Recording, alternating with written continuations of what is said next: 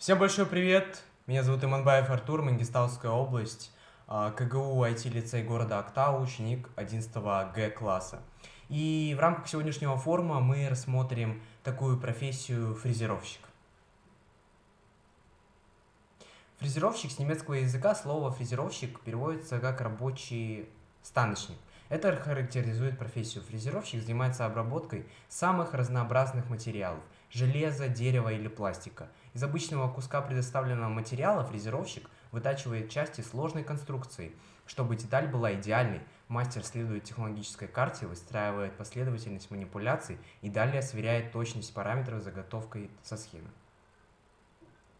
Описание деятельности.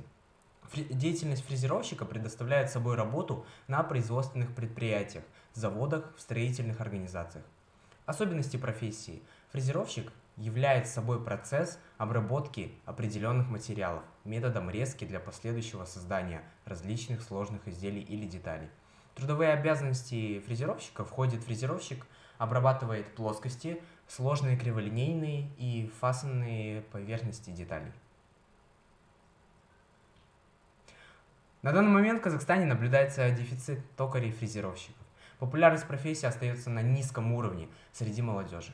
И из-за этого повышается средний возраст квалифицированных специалистов, а он уже достиг 60 лет. Где учиться? В Казахстане получить профессию фрезеровщика можно в Египетском горно-техническом колледже имени Пшенбаева. Куда устроиться после учебы? Трудоустроиться фрезеровщиком можно на любой завод, начиная с мелкого производства, допустим, часов, и заканчивая крупным космическим или даже авиационным предприятием. В них входит НАСА, SpaceX, Роскосмос. Востребованы мастера в ремонтных мастерских, научно-исследовательских институтах, лабораториях. В 2015 году в газете «Лада» была опубликована статья «Почему в Актау не удается пристроить всех безработных, если есть свободные вакансии». Корреспондент газеты обратились с этим вопросом к рабочим фрезеровщикам завода минеральных удобрений КАЗ «Азот». На предприятиях нехватка рабочих, а на бирже труда избыток безработных. Но это только с первого взгляда. На самом деле проблема в системе образования. Исчезли ГБТУ, которые готовили для предприятий сварщиков, электриков, токарей и фрезеровщиков. Поэтому тому же КАЗ «Азоту» приходилось набирать на работу людей даже не в Казахстане, а в Украине. Теперь приходится обучаться самим.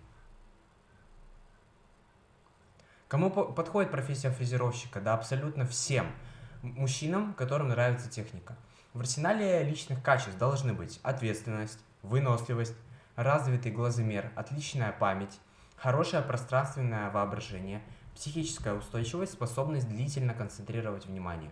Оплата труда зависит от его разряда. Как правило, выпускники колледжа получают по умолчанию второй разряд.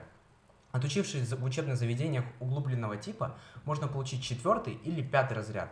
Наивысший и самый высокооплачиваемый считается 6-я категория. По данным Комитета статистики РК, оплата труда фрезеровщика в среднем составляет 250 тысяч-300 тысяч. Отсюда можно сделать вывод, это очень хорошая зарплата. И для того, чтобы решить проблему дефицита кадров в профессии фрезеровщика, необходима связь образовательных организаций с предприятиями. Это позволит готовить обучающихся по тем компетенциям, которые сейчас нужны в производстве.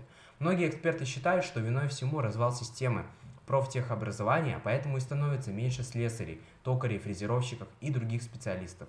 В данном вопросе можно ориентироваться и на западную образовательную модель, где главное снабдить студента практическими навыками и умениями. Теория в данном вопросе должна помогать, а не становиться основным направлением обучения.